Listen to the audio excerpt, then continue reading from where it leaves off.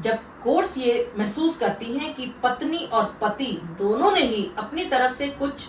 Options तो रख दिए, लेकिन अब वो एक ऐसी स्थिति पर आ गए हैं जहां पर उनको समझ नहीं आ रहा कि किस तरह से इन विवादों को दूर किया जा सके, तो यहाँ पर कोर्ट के द्वारा भी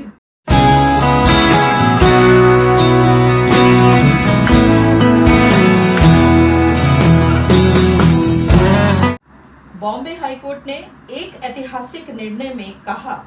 कि अगर घरेलू विवाद चल रहा है बहुत पुराना, तो ये विवाद चलते चलते ऐसा हो जाता है जैसे आग और पानी एक साथ नहीं रह सकते, ऐसे ही पति और पत्नी भी एक साथ नहीं रह सकते। जी हाँ, आप सभी ने बिल्कुल ठीक समझा। जब आपके लिटिगेशन इतने पुराने हो जाते हैं, बहुत सारे क्रॉस केसेस एक दूसरे के ऊपर पेंडिंग होते हैं और आपको ये बात समझ में नहीं आती कि किस दिशा में चलें, कैसे इन विवादों का निपटारा करें, तो ऐसी स्थिति में इस तरह के ऐतिहासिक निर्णयों से आपको सीख मिल सकती है। मैं एडवोकेट मोहिनी मोना आप सभी का पुनः स्वागत करती हूँ और आप सभी देख रहे हैं आप सभी का पसंदीदा चैनल मोहिनी मोना एडवोकेट। अगर आपने मेरे इस चैनल को अभी तक सब्सक्राइब ना किया हो या आप मेरे इस चैनल के लिए नए हैं, तो इसको जल्दी से जल्दी सब्सक्राइब कर दीजिएगा ताकि आपको इसी तरह के लीगल इंफॉर्मेटिव वीडियोस की नोटिफिकेशन सबसे पहले मिल सके। बॉम्बे हाईकोर्ट के सामने एक केस पहुंचता है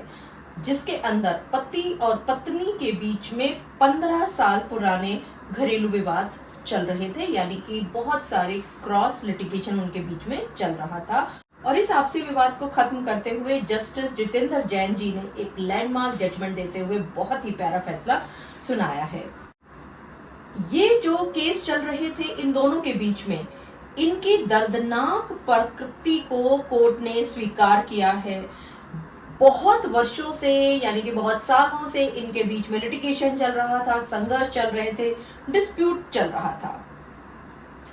यहाँ इन दोनों की स्थितियों को देखते हुए जो जस्टिस जैन साहब हैं, उन्होंने कहा कि ऐसी स्थितियों में एक ही छत के नीचे रहना दोनों पक्षों के लिए हानिकारक होता है। मतलब ये हानिकारक सिर्फ पति के लिए नहीं है, सिर्फ पत्नी के लिए नहीं है, बल्कि इस जोड़े के लिए ही है। दोनों को ही परेशानी हो सकती है, हानिकारक है दोनों के लिए। जिस तरह से आग और पानी एक साथ नहीं रह सकते, ठीक वैसे ही ये जोड़ा भी एक दूसरे के साथ अब इन हालातों में नहीं रह सकता। और ये जो निर्णय आया है, ये एकदम से नहीं आया है। कुछ ही महीनों का ये फल नहीं है, कुछ ही महीनों का ये प्रतिफल नहीं है, बल्कि बहुत लंबे कानूनी संघर्ष के बाद ये निर्णय आया है। और यहाँ पर दोनों पक्षों की बात को जब सुना मुंबई हाईकोर्ट ने, तो कहा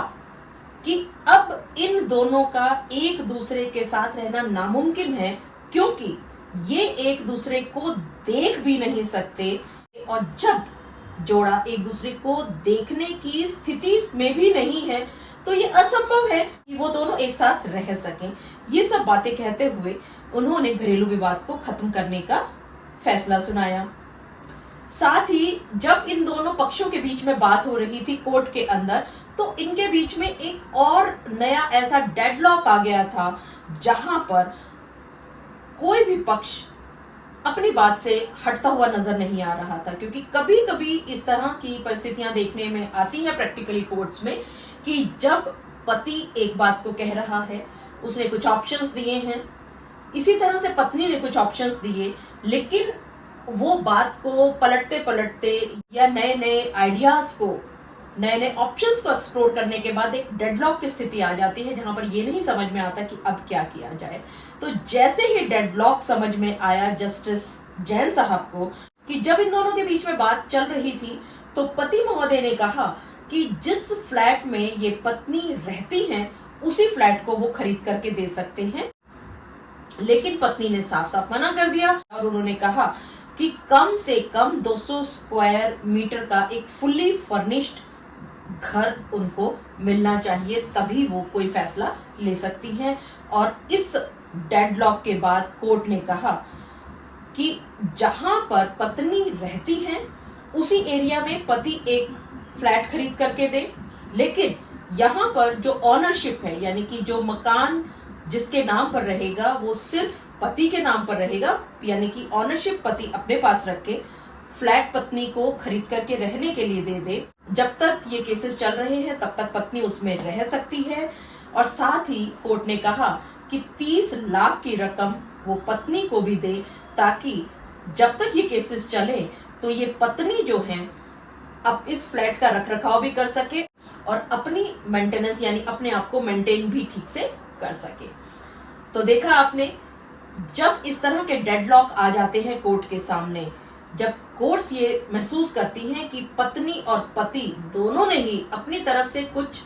ऑप्शंस तो रख दिए, लेकिन अब वो एक ऐसी स्थिति पर आ गए हैं जहां पर उनको समझ नहीं आ रहा कि किस तरह से इन विवादों को दूर किया जा सके, तो यहाँ पर कोर्ट के द्वारा भी इस डेडलॉक को रोका जाता है, खत्म किया जाता है और कोशिश की जाती है कि इन दो जोड़ों के बीच में, जो कि आग और पानी की तरह हो चुके हैं, अब एक साथ नहीं रह सकते हैं, तो उनके भी विवादों को खत्म किया जा सके। मुझे पूरा विश्वास है कि आप सभी को मुंबई हाई कोर्ट का ये लैंडमार्क जजमेंट बहुत अच्छा लगा होगा। अगर आपको ये वीडियो आज का अच्छा लगा तो इसको लाइक, शेयर और कमेंट करना ना भूलिएगा। और हाँ, अगर आप मेरे इस चैनल के लिए नए हैं तो इसको जल्दी से जल्दी सब्सक्राइब कर दीजिएगा, ताकि आपको इसी तरह के लीगल इन्फॉर्मेटिव वीडियोस की नोटिफिकेशन सबसे पहले मिल सके। अपना और अपने परिवार का बहुत अच्छी तरह से ध्यान रखिएगा। Thank you, take care, bye bye.